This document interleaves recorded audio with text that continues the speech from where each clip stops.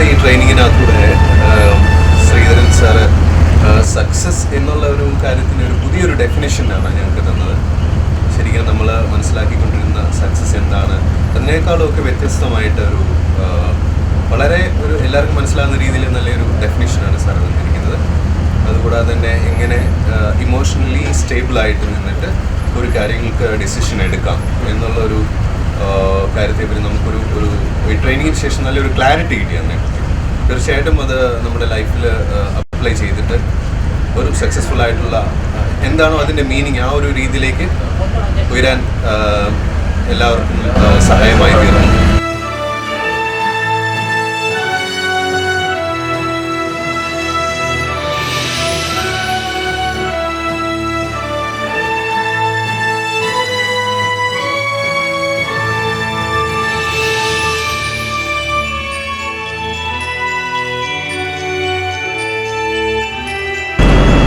കോൺഷ്യസ്നെസ്സിൽ കുറച്ച് നിന്നുകൊണ്ട് ജീവിത വിജയം എന്ന കാര്യത്തിലുള്ള ഈ പ്രോഗ്രാം വളരെ നന്നായിരുന്നു. വളരെയേറെ നല്ല അറിവുകൾ സംസ്കരിക്കാൻ ഈ പ്രോഗ്രാമിൽ നിന്ന് കഴിഞ്ഞു. അതായത് മനസ്സിന് ടെൻഷനോ യാതൊരുവിധ പ്രയാസങ്ങളോ ഇല്ലാതെ നമുക്ക് നമ്മൾ ആഗ്രഹിക്കുന്ന കാര്യത്തിലേക്ക് ആഗ്രഹിക്കുന്ന വിജയം നേടാനുള്ള പ്രാപ്തി നമുക്ക് എങ്ങനെ ലഭിക്കുമെന്ന് ഈ പ്രോഗ്രാമിലൂടെ മനസ്സിലാക്കും. ഇന്നത്തെ ഈ ക്ലാസ്സിലൂടെ ജീവിത വിജയം എന്നൊരു പുതിയ നിർവചനം നമുക്ക് ലഭിക്കുകയുണ്ടായി. നമ്മുടെ ജീവിതത്തിൽ ഉദ്ഭവിക്കുന്ന പല പ്രശ്നങ്ങളുടെയും കാരണം നമ്മളിൽ നിന്ന് തന്നെയാണ് എന്നൊരു അവബോധം സൃഷ്ടിക്കാനും ഈ ക്ലാസ്സിലൂടെ നമുക്ക് കഴിയുന്നുണ്ട്. നമ്മുടെ ഈ പ്രശ്നങ്ങളുടെ കാരണം നമുക്ക് കണ്ടെത്തി കഴിഞ്ഞാൽ നമ്മുടെ ജീവിതത്തിൽ വലിയ വിജയം സാധ്യമാണ് എന്നാണ് നമുക്ക് പറയുന്നത്. നമ്മുടെ മനസ്സിലുള്ള പല ആശയങ്ങളും നമ്മളെ തെറ്റായ വഴിയിലേക്ക് നയിക്കുമെന്നും തെറ്റായ സാഹചര്യങ്ങൾ നമ്മളെ തെറ്റായ വഴിയിലേക്ക് നയിക്കുമെന്നും അതിനെങ്ങനെയൊക്കെ അതിനെ നേരിടാം, ഇങ്ങനെയൊക്കെ അതിനെ തരണം ചെയ്യാം എന്നുള്ളത് നമുക്ക് സാറിൻ്റെ ക്ലാസ്സിൽ നമുക്ക് വ്യക്തമായിട്ടുണ്ട്.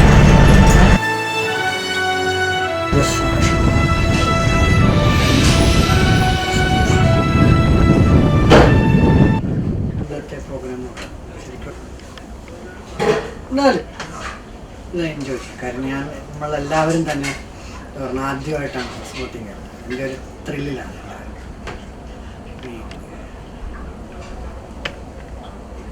ശരിക്കും പറഞ്ഞാൽ നമ്മളെല്ലാവരും ഭാഗ്യമുള്ളവരാണ്.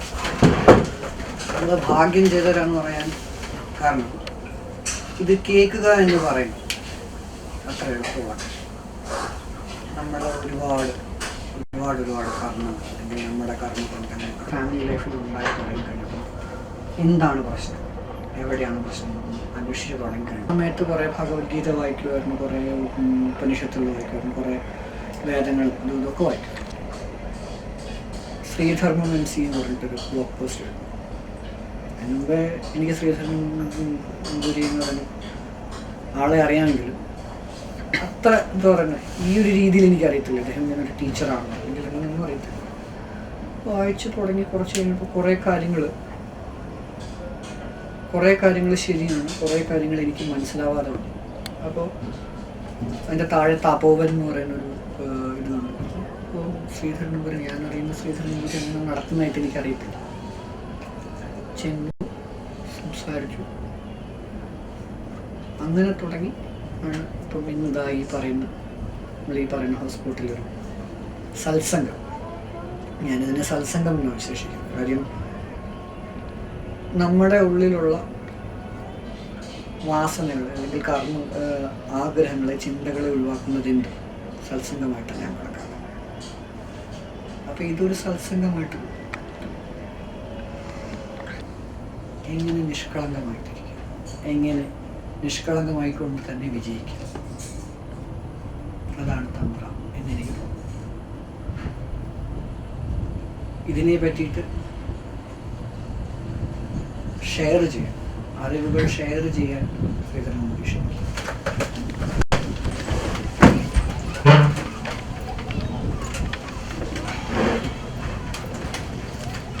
Good morning. Good morning.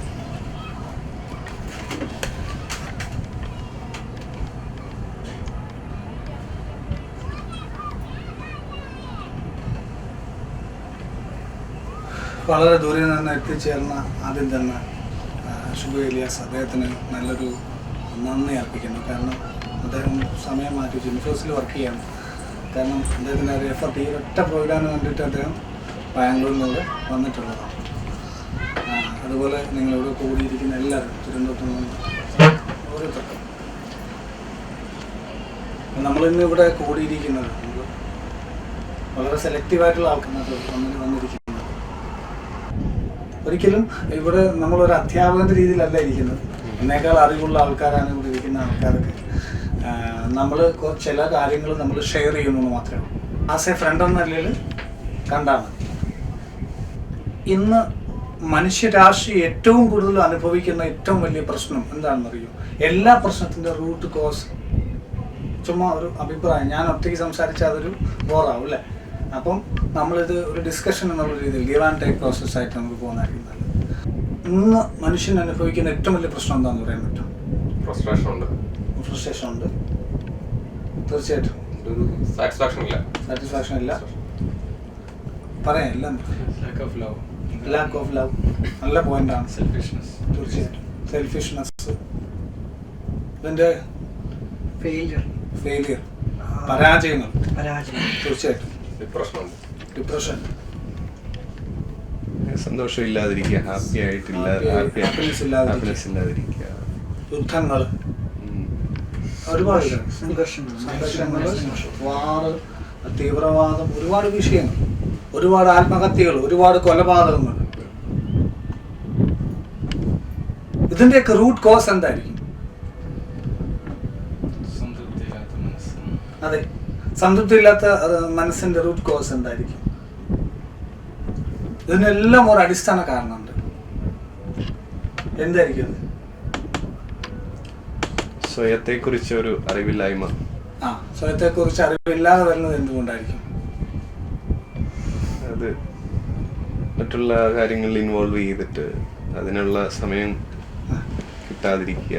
സമയം കിട്ടാതിരിക്കുക എന്ന് പറഞ്ഞാൽ മറ്റുള്ള പല കാര്യങ്ങളിൽ ഇൻവോൾവ് ആയിട്ടിരിക്കുക, വേണ്ട കാര്യങ്ങളിൽ ഇൻവോൾവ് ആകുന്നില്ല. അതിന്റെ കാരണം എന്തായിരിക്കും? ശരിയാ, ഇതെല്ലാം ശരിയാ, എല്ലാം കറക്റ്റാണ്.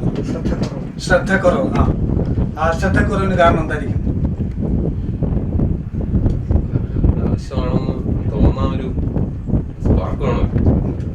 ആ സ്പാർക്ക് വരുന്നില്ല, അതിന് കാരണം എന്തായിരിക്കും? നല്ലൊരു ഒരു ഗുരുവിനെ അല്ലെങ്കിൽ കണ്ടുമുട്ടാത്തതായിരിക്കാം കാരണം എന്താണ്? ഇങ്ങനെ ചോദിച്ചാൽ ഇത് അവസാനിക്കത്തില്ല. എല്ലാത്തിനും അപ്പം ഇതിനൊക്കെ കൂടെ ഒരു കാരണം തീർച്ചയായിട്ടും ഉണ്ടാവണം. ഉണ്ട്. സംഭവം വളരെ ലളിതമാണ്. കോൺഷ്യസ് ലെവല് താന്നിരിക്കുന്നുണ്ട്, ബോധ നിലവാരം താന്നിരിക്കുന്നത് കൊണ്ടാണ് ഇതൊന്നും കറക്റ്റായിട്ട് വരാത്തത്.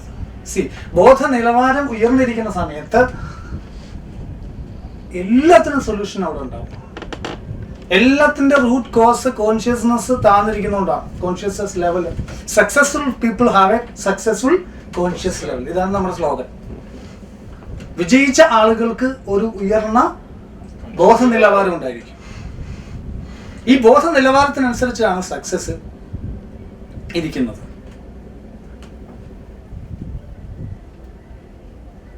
ബോധ നിലവാരം ഉയർത്തിയാൽ എല്ലാം തമ്മിലൊരു ഹാർമണി ഉണ്ടാവും, എല്ലാം തമ്മിലൊരു ചേർച്ച ഉണ്ടാവും. അകന്നിരിക്കുന്ന എല്ലാം അടുത്ത് വരും അല്ലേ? അത് എങ്ങനെ ഉയർത്താം എന്ന് മാത്രം നമ്മൾ ചിന്തിച്ചാൽ മതി. ബോധ നിലവാരം ഉയർത്തുമ്പോൾ നമുക്ക് ഈ പറയുന്ന എല്ലാ കാര്യങ്ങളിലെയും സൊല്യൂഷൻ ഉണ്ടാവും. പക്ഷേ നിർഭാഗ്യവശാൽ അതിനേക്കാൾ മാനവരാശി പ്രാധാന്യം കൊടുക്കുന്നത് കാരണത്തെ ചികിത്സിക്കാതെ കാര്യത്തെ ചികിത്സിച്ചുകൊണ്ടിരിക്കുന്നു. അതായത് അസുഖം വന്നു കഴിയുമ്പോൾ അത് ട്രീറ്റ് ചെയ്യുന്നു, അസുഖം വരാതെ നോക്കുന്ന സംഭവമില്ല. അല്ലെങ്കിൽ എന്ന് പറയുന്ന പോലെ പുറമേയുള്ള ഒരുപാട് കാര്യങ്ങളെല്ലാം കറക്റ്റ് ചെയ്തുകൊണ്ടിരിക്കുകയാണ്. പക്ഷെ ഏറ്റവും അടിയിലെ ഈ അടിസ്ഥാനപരമായ കാരണത്തെ മാത്രം കാണുന്നില്ല. ഈ അടിസ്ഥാനപരമായ കാരണം കറക്റ്റ് ചെയ്യുന്ന സമയം ഒരാൾ അയാളുടെ ലൈഫിൽ ജീവിതത്തിൽ വിജയത്തിലേക്കുള്ള യാത്ര സ്റ്റാർട്ട് ചെയ്തിരിക്കും. കാരണം അയാൾക്ക് വാതിൽ കാണാൻ പറ്റുന്നുണ്ട്. ഇരുട്ടത്ത് തപ്പി തടയുന്ന ഒരാള് ഇതൊക്കെ എന്തുകൊണ്ട് ഇങ്ങനെ സംഭവിക്കുന്നു അറിയുന്നില്ല. പല കാര്യങ്ങൾ ചെയ്ത് നോക്കുക, പക്ഷെ റിസൾട്ട് കിട്ടുന്നില്ല. ഒരു കാര്യം ചെയ്തു റിസൾട്ട് ഇല്ല, നേരത്തെ ചെയ്ത റിസൾട്ട് എങ്ങനെയോ കിട്ടിയ കാര്യം പിന്നെ ചെയ്ത് നോക്കുമ്പോൾ റിസൾട്ട് ഇല്ല, സാഹചര്യം മാറി. നമുക്ക് ജീവിതത്തിൽ വിജയിച്ച ആൾക്കാരെ നോക്കി അറിയാം, അവർക്ക് ആ ഒരു ബോധ നിലവാരം ഉയർന്നതായിട്ട് നമുക്ക് കാണാൻ പറ്റും. അത് എക്സ്പീരിയൻസിന് ഉണ്ടാകുന്നതാണ്. എന്നാൽ ആ ബോധ നിലവാരം ഉയർത്താൻ വേണ്ടിയിട്ട് നമ്മൾ പർപ്പസ്ഫുള്ളി ശ്രമിച്ചാൽ, അതിനുവേണ്ടി എഫർട്ട് ഇട്ടാൽ ഡെഫിനറ്റ്ലി അത് ഉയരുകയും കുറെ കൂടെ വേഗത്തിൽ ഈ പറയുന്ന വിജയത്തിലേക്ക് എത്താൻ പറ്റും. അപ്പോൾ വിജയം എന്ന് പറഞ്ഞാൽ അതിന് വിജയം എന്ന് തന്നെയാണ് അർത്ഥം. അതിന് ആത്മീയത ഭൗതികത എന്നുള്ള വ്യത്യാസമുണ്ട്. ആത്മീയതയും ഭൗതികതയും വ്യത്യാസമാണ് എന്ന് ചിന്തിക്കുന്നത് ആത്മീയതയാണ്. പ്രധാനമായിട്ടുള്ളൊരു സംഗതി, ആത്മീയത അല്ലെങ്കിൽ ഭൗതികത ഇങ്ങനെ പറയുന്ന രണ്ടില്ല എന്നുള്ളതാണ്. ഇത് മനസ്സിൻ്റെ തോന്നലാണ്. ഏറ്റവും നല്ല മനോഹരമായ ഭൗതികതയാണ് ഏറ്റവും നല്ല മനോഹരമായ ആത്മീയത. നമ്മളിവിടെ പല മിസ്റ്റിക്കുകളെ കുറിച്ച് സംസാരിച്ചേക്കാം, അല്ല പല ബുക്സ്, ബൈബിൾ, ഗീത, ഖുറാൻ, അല്ലെങ്കിൽ കൃഷ്ണൻ, ക്രിസ്തു ഒക്കെ സംസാരിച്ചേക്കാം. അതുകൊണ്ട് ഒരിക്കലും ഇതിന് മതവുമായിട്ടൊരു ബന്ധവുമില്ല. കോൺഷ്യസ്നസ് ആൻഡ് പവർ എന്ന് പറയുന്നതിന് മതവുമായിട്ട് യാതൊരു ബന്ധവുമില്ല. എന്നാൽ മതത്തിലുള്ള പല കാര്യങ്ങളും ഇതിനകത്ത് നമ്മൾ ആക്സെപ്റ്റ് ചെയ്തിട്ടാണ്. സെൻ ബുദ്ധിസം പറയും, എല്ലാം പറയും. നമുക്കതിന് പ്രത്യേകിച്ച് മതമൊന്നുമില്ല. കാരണം മാർഗങ്ങൾ ചൊല്ലിയാണ് എല്ലായിടത്തും വഴക്ക്, അല്ലേ? ലക്ഷ്യത്തിനെ ചൊല്ലിയല്ല, ലക്ഷ്യം ഒന്ന് തന്നെ. അപ്പോൾ അതിനകത്ത് കാര്യമില്ല. അപ്പം സ്പിരിച്വാലിറ്റി എന്ന് പറഞ്ഞാൽ എന്താണ് സംഭവം? ഈ ആത്മീയപരമായ ഈ ജീവിക്കുന്ന ഒരാളെ സംബന്ധിച്ചിടത്തോളം അയാൾക്ക് ഭൗതികതയോട് ഒരു ഒരു ഒരു അവജ്ഞയോ അല്ലെങ്കിൽ പുച്ഛമോ അല്ലെങ്കിൽ വില കുറച്ചൊക്കെ പലരും കാണാറുണ്ട്, അല്ലേ? നമ്മൾ കണ്ടിട്ടുണ്ട്. അതെന്തോ കാണുന്നതാണെന്നുള്ള ഒരു ചിന്താഗതി ആളുകളുടെ മനസ്സിലുണ്ട്. അതിനൊന്നും കാര്യമില്ല. അതല്ല കാര്യം എന്ന് പറയും. ഭൗതികമായിട്ട് ഉള്ള ആളുകൾക്ക് തിരിച്ചുകൊണ്ട് ആത്മീയതയിൽ കാര്യമില്ല എന്നുള്ള സംഭവമുണ്ട്. ഇത് രണ്ടും രണ്ടായിട്ടാണ് ആൾക്കാർ മനസ്സിലാക്കുന്നത്. പക്ഷേ ഇത് രണ്ടും ഒരേ കാര്യം തന്നെയാണ്. ഇപ്പം ഇവിടെ ഒരാൾ നിൽക്കണം, നമ്മൾ നിൽക്കണം എന്നിരിക്കട്ടെ.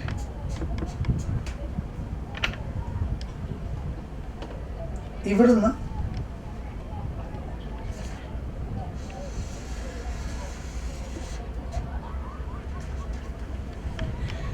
ഇത് ഭൗതികത, വിജയം ആഗ്രഹിക്കും ഇയാൾ, അല്ലെങ്കിൽ ഇത് ആത്മീയ വിജയം ആഗ്രഹിക്കും. ക്ലിയർ? നമ്മളിവിടെ നിൽക്കുന്ന ഒരാളുകൾ നിൽക്കും. ഈ മനുഷ്യൻ ഭൗതിക വിജയം ആഗ്രഹിക്കുമ്പോൾ ഇങ്ങോട്ട് നോക്കുന്നു. ഇയാളെ സംബന്ധിച്ച് അയാളുടെ ബോധം ഈ ഭാഗത്തേക്ക് ഇവിടെ നിൽക്കുന്നു സങ്കല്പിക്കും.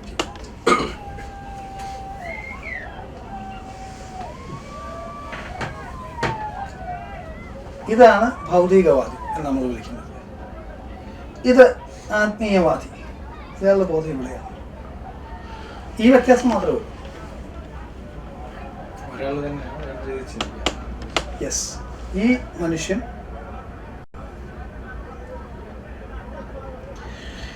ഇവിടെ ലക്ഷ്യം വെക്കുമ്പോൾ, ഇതിനെ ലക്ഷ്യമാക്കുമ്പോൾ, ഇതിനെ ഒരു ലക്ഷ്യമായി കാണുമ്പോൾ ഇത് മെറ്റീരിയലിസം. ഇതേ മനുഷ്യൻ ആത്മീയപരമായ എൻലൈറ്റൻമെൻറ്റ് അല്ലെങ്കിൽ അങ്ങനെ എന്തെങ്കിലും മോക്ഷം കിട്ടുക എന്നൊക്കെ പറയുന്നത്, അതിനെയോ അത് മെഡിറ്റേഷനിലൂടെ എന്താണോ ആഗ്രഹിക്കുന്നത് അതിനു വേണ്ടി ലക്ഷ്യം വെക്കുമ്പോൾ ഇതെന്താണ്? സ്പിരിച്വാലിറ്റി, ആത്മീയത.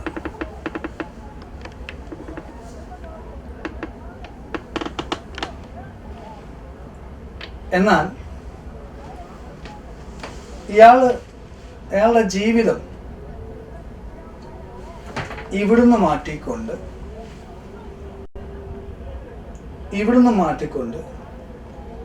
ഇത് രണ്ടും മനസ്സിൻ്റെ സൃഷ്ടിയാണ്.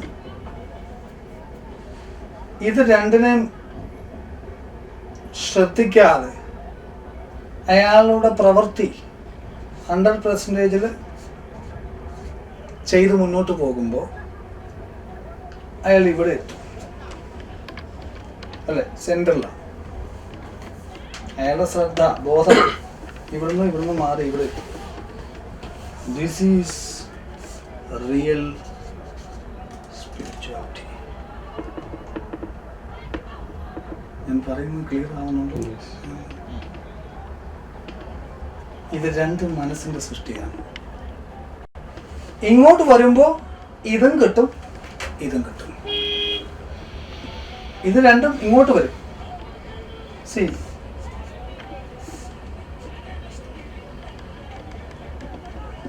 അതുകൊണ്ടാണ് ഒരു പ്രസിദ്ധ സൂഫി വര്യൻ പറഞ്ഞത്, ഞാൻ ഈശ്വരനെ തേടുകയല്ലായിരുന്നു, ഈശ്വരൻ എന്നെ തേടുകയായിരുന്നു. ശരിയല്ല? ഇത് തന്നെയാണ് കർമ്മയോഗം എന്ന് ഭഗവത്ഗീതയിൽ കൃഷ്ണൻ പറയുന്നത്. രാഗദ്വേഷ വിയുക്തേഷു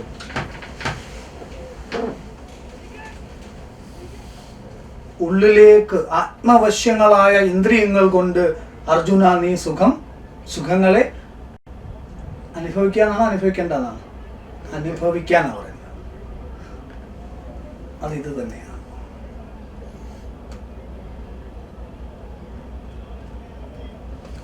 ഇവിടെ ആന്തരിക മൗനം സൃഷ്ടിക്കപ്പെടും.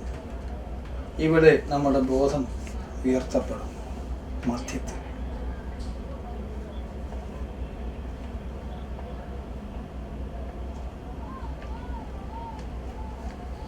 ഈ സൈലൻസിലാണ് കോൺഷ്യസ്നെസ് എംപവർ ആവുന്നത്. എല്ലാ മെഡിറ്റേഷൻസും സെന്റർ ചെയ്തിരിക്കുന്നത് ഇവിടെയാണ്. നമ്മളുടെ കർമ്മങ്ങളെ നമുക്ക് മെഡിറ്റേറ്റീവായിട്ട് ചെയ്യാൻ പറ്റുന്നത് സെന്ററിലാണ്.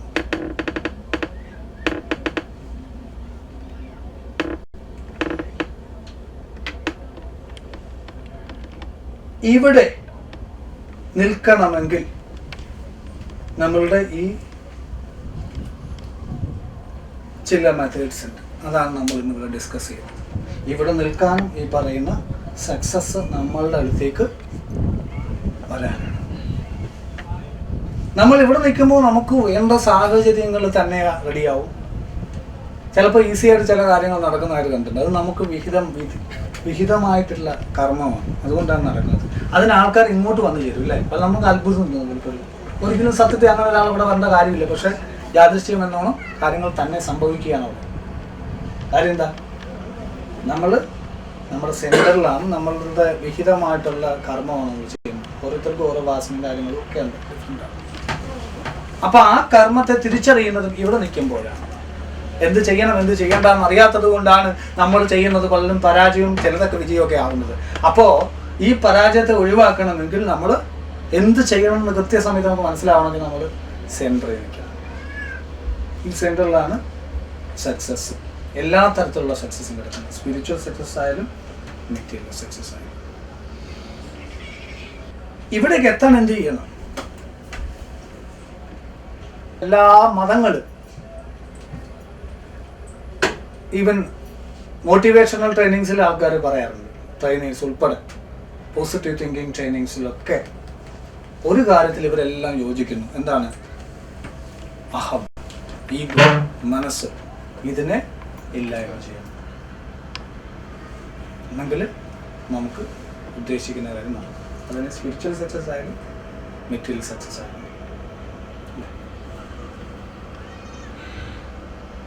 അതിനെന്ത് ചെയ്യണം? അതിന് വളരെ ലളിതമായിട്ട് യേശുക്രിസ്തു പറഞ്ഞിട്ടുണ്ട്. മത്തായിയുടെ സുവിശേഷം 1 മുതൽ 6 വരെ. എന്താണ്? നിങ്ങൾ സ്വർഗരാജ്യത്തിൽ കിടക്കുന്നവൻ ആർ എന്ന് അവനോട് ചോദിച്ചു.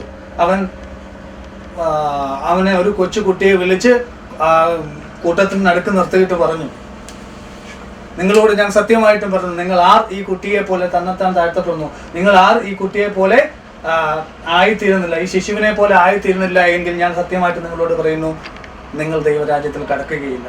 നിങ്ങൾ ആർ തന്നെത്താൻ ഇതുപോലെ താഴ്ത്തപ്പെടുന്നു, അവൻ സ്വർഗരാജ്യത്തിൽ ഉയർത്തപ്പെടും. വ്യക്തമായിട്ട് പറയുന്നു.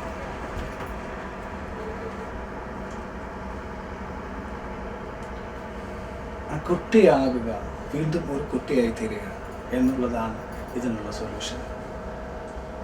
വളരെ പ്രാക്ടിക്കലായിട്ട് എന്തുകൊണ്ട് നമ്മുടെ മനസ്സ് സൃഷ്ടിക്കപ്പെട്ടു, എങ്ങനെ നമ്മുടെ മനസ്സ് സൃഷ്ടിക്കപ്പെടുന്നു, നമ്മുടെ ഉള്ളിൽ വന്നു കൂടിയിട്ടുള്ള ഇന്ദ്രിയങ്ങളിലൂടെ കിട്ടുന്ന ഇൻഫർമേഷൻസ് കൂട്ടി വെച്ചിട്ട് നമുക്കൊരു പാസ്റ്റ് ഉണ്ടായി അല്ലേ?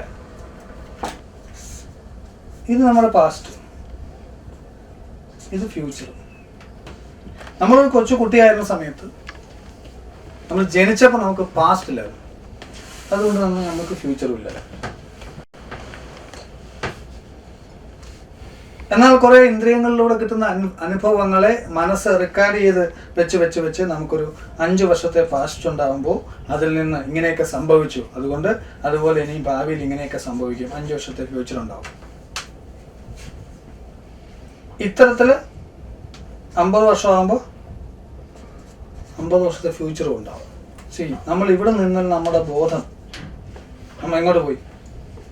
ഇതിലോ ആയിട്ട് നിൽക്കും. ഇത് നമ്മൾ മറന്നു പോയി. സെൻറ്റർ, ഈ സെൻറ്ററിലേക്ക് തിരിച്ചു വന്നാൽ നമുക്ക് ലൈഫ് വളരെ എളുപ്പമാണ്.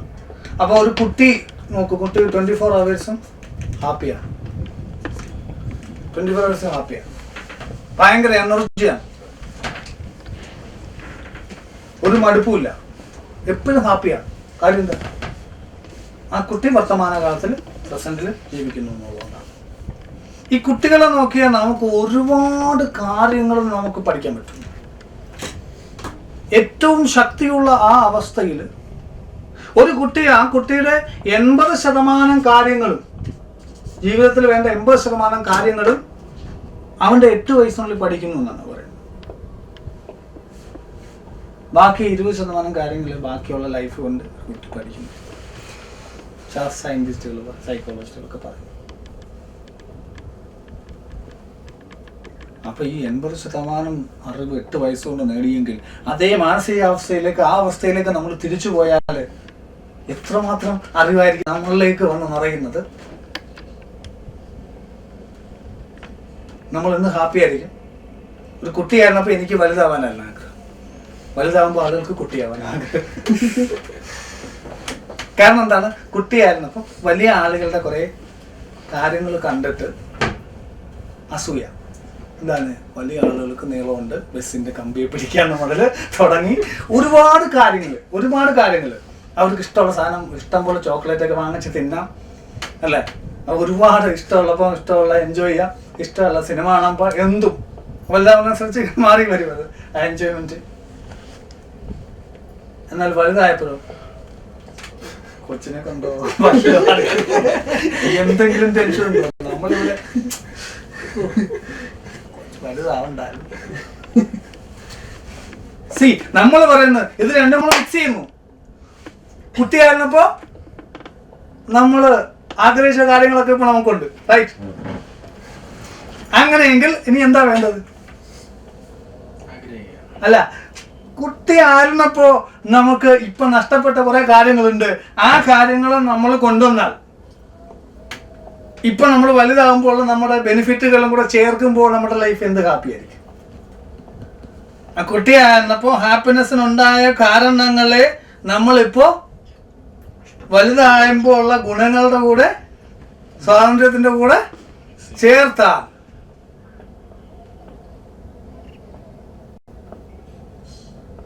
അതേ ഹാപ്പിനെസ്സിലേക്ക് നമ്മൾ തിരിച്ചു.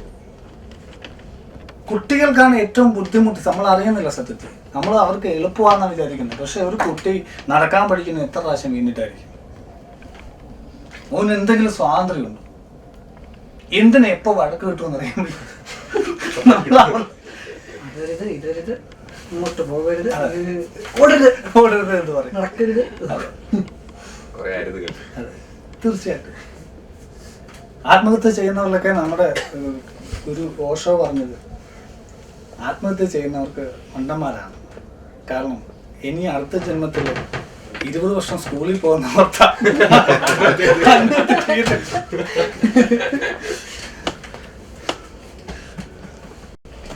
അപ്പോ ഈ പറയുന്ന സെന്ററിൽ നമ്മുടെ അതും ഈ സെന്ററാണ്. അപ്പം ഇത് രണ്ടും കൂടെ മിക്സ് ചെയ്യുന്ന ഒരു പ്രക്രിയ. ഒരു തരത്തിൽ അല്ലെങ്കിൽ മറ്റൊരു തരത്തിൽ എല്ലാ മതങ്ങളും പറയുന്ന ഒരു കാര്യമാണ് ഈ ശിശുവിൻ്റെ കൂട്ടാണ് നിഷ്കളങ്കമാക്കുക. പലരും ഭാഷയിലാണ് പറയുന്നുള്ളൂ. നമ്മളത്രയും ഒച്ച വെച്ചുകൊണ്ടൊന്നും നടക്കുന്നില്ല. സൈലന്റ് ആവുക. ആത്മാവിൻ്റെ മൗനം എന്ന് റൂഫ് എന്ന് സൂഫികൾ പറയുന്നു, അല്ലെങ്കിൽ ഒറ്റക്കയ്യടി നാദം സെന്ന് ഗുരുക്കന്മാർ പറയുന്ന, അല്ലെങ്കിൽ ധ്യാനം എന്ന് പറയുന്ന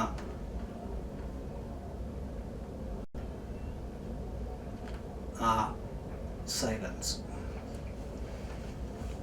ആ സൈലൻസിലേക്ക് കുട്ടികൾ നോക്കുക. കുട്ടികൾക്ക് ഈ ക്വാളിറ്റികളൊക്കെ ഉണ്ട്. എന്തുകൊണ്ടാണ് അവർ മലിനമാക്കപ്പെട്ടിട്ടില്ല? അവർ ഈശ്വരൻ്റെ കൈകളിലാണ്. ഈശ്വരനാണ് അവരെ ഗൈഡ് ചെയ്യുന്നത്, നിയന്ത്രിക്കുന്നതൊക്കെ. അവരുടെ ഉള്ളിൽ പകയോ വിദ്വേഷമൊന്നും തങ്ങി നിൽക്കത്തില്ല. ഒന്ന് അടിച്ചാലൊന്ന് കരഞ്ഞാൽ വെളിയിലും കളയും. ആ എനർജി സ്റ്റോർ ചെയ്യുന്നില്ല, മൈൻഡായിട്ട് മാറുന്നില്ല കൊച്ചുകുഞ്ഞുങ്ങൾ. അതുകൊണ്ട് അവർ ഹാപ്പിയാണ്. ആ ഓരോ ക്വാളിറ്റീസ്, കാരണം ഈശ്വരൻ്റെ കൈകളിലാണ്. ഈശ്വരനാണ് കുട്ടികളെ ഗൈഡ് ചെയ്യുന്നത്. നമ്മൾ എപ്പോൾ തുടങ്ങിയോ അവിടെ ഈശ്വരൻ നിർത്തി. നമ്മളെപ്പോ നിർത്തുന്നു അവിടെ ഈശ്വരൻ തുടങ്ങും. നമ്മളെപ്പോ കാര്യങ്ങൾ ഏറ്റെടുത്ത് ഞാനാണ് എൻ്റെ കാര്യങ്ങളൊക്കെ ചെയ്യുന്നതെന്നുള്ള സ്വന്തമായിട്ട് കാര്യങ്ങൾ ചെയ്യാൻ തുടങ്ങി. പക്ഷെ ആ സ്വന്തമായിട്ട് ചെയ്യുന്ന ആലോചിക്കുന്ന പോലും ഈശ്വരനാണ് എൻ്റെ പിന്നിൽ, അത് അറിയുന്നില്ല അല്ലേ? നമ്മളെപ്പോ കാര്യങ്ങൾ സ്വന്തമായിട്ട് അഹം കയറി ഞാൻ ചെയ്തു തുടങ്ങിയോ അപ്പൊ ഈശ്വരൻ നന്ദി എന്ന് അതൊരു സർവത്ര കുഴപ്പമായി. ഇതെവിടാണ് കുഴപ്പമായ നമുക്ക് അറിയത്തില്ല. നമ്മൾ ഇങ്ങനെ വന്നാൽ കഷ്ടപ്പെടുകയാണ്. എപ്പോഴാണോ നമ്മൾ നിർത്തുന്നത് അപ്പോൾ ഈശ്വരന്റെ ശബ്ദം കേൾക്കാം, ഈശ്വരനെ ഏറ്റെടുത്ത് മുന്നോട്ട് കൊണ്ടുപോകാൻ തുടങ്ങും. അതാണ് സമർപ്പണത്തിന്റെ പ്രാധാന്യം. പല രീതിയിൽ ഇതിനകത്തൊക്കെ പറയുന്നത്. സമർപ്പിക്കുക, സമർപ്പിച്ചിട്ട് കർമ്മം ചെയ്യണം. കർമ്മം ചെയ്യാതിരിക്കരുത്. കർമ്മം നമ്മൾ ചെയ്യുന്നു എന്നുള്ള ഭാവമില്ലാതെ കർമ്മം ചെയ്യണം, ശക്തമായി പ്രവർത്തിക്കണം. അപ്പം ജീവിത വിജയവും ആത്മീയ വിജയവും ഒന്നിച്ചുണ്ടാകും. അപ്പം ഈ കുട്ടികളെ നോക്കിയാൽ നമുക്ക് ഒരുപാട് കാര്യങ്ങൾ ഇതുപോലെ മനസ്സിലാക്കാൻ പറ്റും. കുട്ടികൾക്ക് ഒരുപാട് സ്പിരിച്വൽ ക്വാളിറ്റീസ് ഉണ്ട്. കാരണം അവർ ഡയറക്റ്റ് ദൈവത്തിൽ നിന്ന് വന്നതേ ഉള്ളൂ. വൃത്തികേടായിട്ടില്ല നമ്മുടെ കൂട്ട്, അവൻ പോകുന്നേ ഉള്ളൂ. ഒരുപാട് ക്വാളിറ്റീസ്. അവർ സൈലൻ്റാണ്. ഏറ്റവും പ്രധാനപ്പെട്ട ഗുണം അവരെപ്പോഴും പ്രസൻറ്റിലാണ്. ഒന്നാമത്തെ ക്വാളിറ്റിയാണ്. അല്ലേ?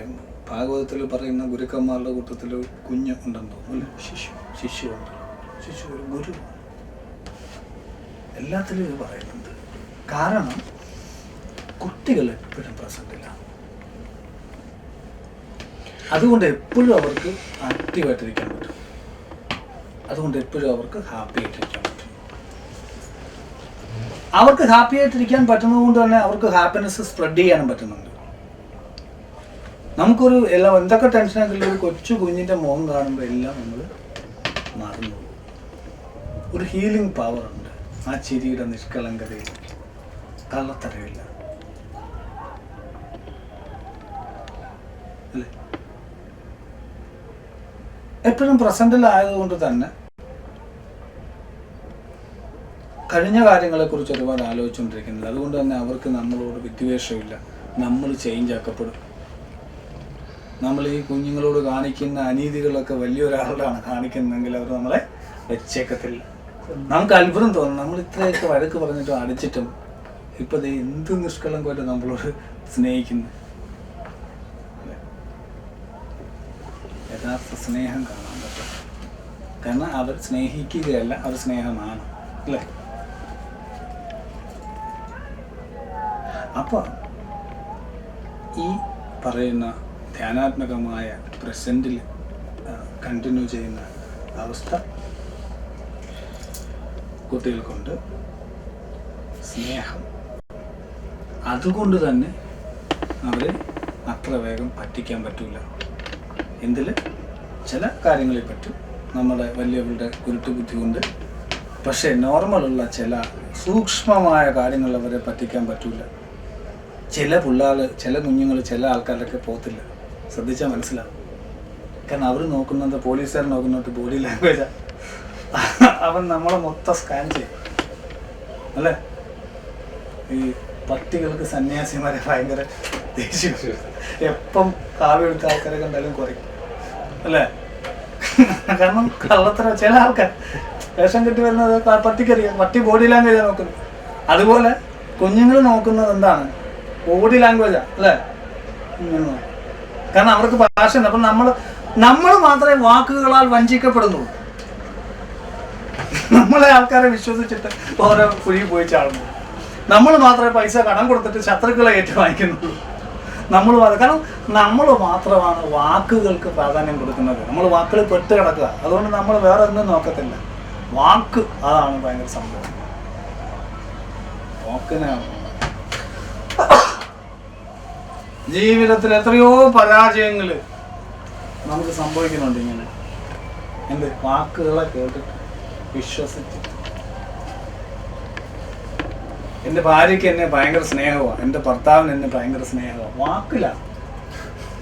അതുകൊണ്ട് ഒരു സുപ്രഭാതത്തിൽ അയാൾ വല്ലവരുടെയും കൂടെ പോകും, അല്ല അവൾ പോകുമ്പോൾ താങ്ങാൻ പറ്റൂല. കാര്യം എന്താ? അത് വിശ്വസിച്ച് അത്ര ഉറപ്പിച്ച ആത്മാവിൻ്റെ ഭാഗമായി പോയി ആ കള്ളം. എന്നാൽ ഒബ്സർവ് ചെയ്താൽ മനസ്സിലാവും ആളുകളുടെ എല്ലാം കള്ളങ്ങൾ. അപ്പൊ കുട്ടികൾ എന്താ നോക്കുന്നത്? കുട്ടികൾ ഒബ്സർവ് ചെയ്യുന്നത് ബോഡി ലാംഗ്വേജ് നോക്കും. ചുമ്മാ അങ്ങ് വരാതിരിക്കല്ല അല്ലേ. അവരൊരു മിനിറ്റ് ഇങ്ങനെ നോക്കും. അടിയും എന്തോ പറ്റത്തില്ല. എന്തൊക്കെ തരാം, ചോക്ലേറ്റ് തരാം, ഇതൊക്കെ നിന്റെ നമ്പരാന്നറിയാം. കാരണം എന്താ? പക്ഷെ പിന്നീട് അതിൽ ഇത് വരാൻ തുടങ്ങും മാറ്റങ്ങൾ. എന്താ? അവൻ ഭാഷ പഠിക്കുന്നതനുസരിച്ച് അവൻ വാക്കുകളിലേക്ക് വീണ് തുടങ്ങും. അല്ലേ? നോക്കണം. ജീവിത വിജയത്തിന്റെ പ്രധാനപ്പെട്ട ചില പാഠങ്ങളാണ് അല്ലേ. നമുക്കറിയാം വിജയിച്ച ആൾക്കാരൊക്കെ ഇതൊക്കെയാണ് നോക്കുന്നത്. ഇതൊക്കെ നമുക്കറിയാറുണ്ട്. പുതിയ കാര്യമൊന്നുമല്ല. പക്ഷെ നമ്മൾ ശകലം തെറ്റിദ്ധരിക്കപ്പെട്ടു പോയതാ അല്ലേ. സൈലൻസ്, പിന്നെ ഈ പറഞ്ഞ പ്രസൻറ്റിൽ നിൽക്കുന്നു. അതുകൊണ്ടുള്ള ഒരുപാട് ഗുണങ്ങൾ കുട്ടികൾക്കുണ്ട്. നെഗറ്റീവ്സ്, ഇത്രയേറെ ബുദ്ധിമുട്ടുകൾ അനുഭവിക്കുമ്പോൾ, ഇത്രയേറെ സ്കൂളിൽ പോകാൻ അടിക്കുകയും പിടിക്കുകയും എന്ന് പറഞ്ഞാൽ എല്ലാ ബുദ്ധിമുട്ട് അനുഭവിക്കുമ്പോഴും അവരാരും ഒരു കുട്ടി പോലും ആത്മഹത്യ ചെയ്യുന്നതായിട്ട് നമ്മൾ കേട്ടിട്ടില്ല. വളരെയധികം തെരുവിലൊക്കെ കിടന്ന് അറിയിക്കുന്നു എന്തെല്ലാം ബുദ്ധിമുട്ടുകൾ കുട്ടികൾക്കുണ്ട്. എന്തെല്ലാം ക്രൂരമായ പീഡനങ്ങൾ ഏറ്റുവാങ്ങി വാർത്തകൾ നമ്മൾ പത്രത്തിൽ കാണുന്നു. TV-യിൽ ചട്ടുകം പഴിപ്പിച്ച് ദേഹത്തൊക്കെ വെച്ച വാർത്ത നമ്മൾ കണ്ടില്ലേ. ഇവരാരെങ്കിലും ആത്മഹത്യ ചെയ്യുന്നുണ്ടാ? പക്ഷെ നമ്മളാ എന്തെങ്കിലും ഒരു ചെറിയ കാര്യം മതി അപ്പൊ പോയി തോന്നിച്ചത്തേക്ക്, അല്ല ട്രെയിനിന്റെ ഒരു തല വെച്ചേക്കാന്നുള്ള.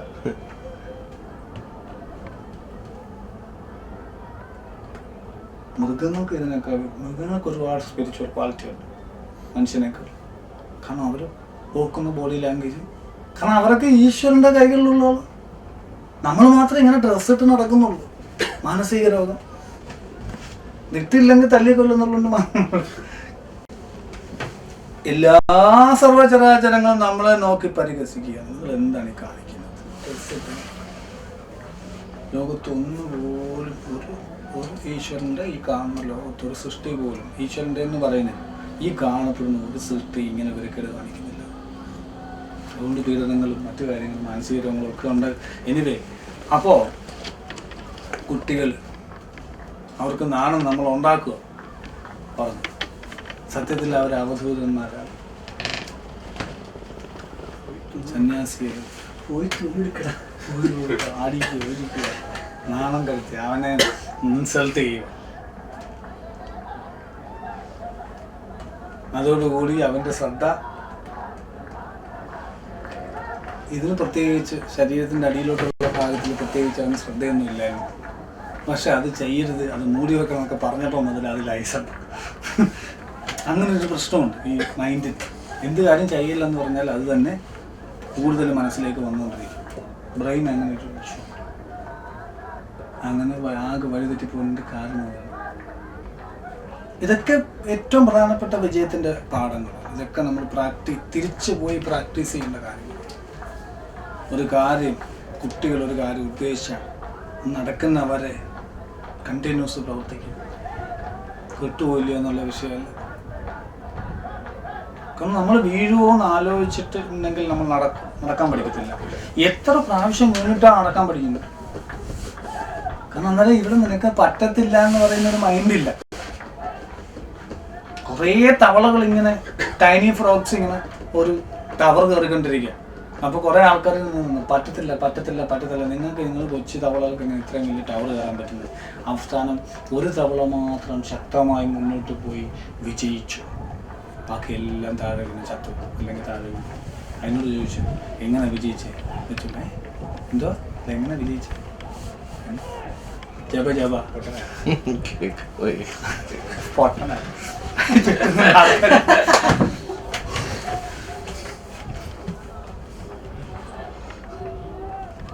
നമ്മുടെ ദൈവരാജ്യം നമ്മളിൽ നിന്ന് എടുത്തു മാറ്റിയത് ആരാണ്? ഇപ്പൊ മനസ്സിലായില്ലേ? കുട്ടികൾ ദൈവരാജ്യത്തിലാണ്. നമ്മളുടെ വാസനകളോട് ശുദ്ധീകരിച്ചാൽ അവർ ഫ്രീ ആയി.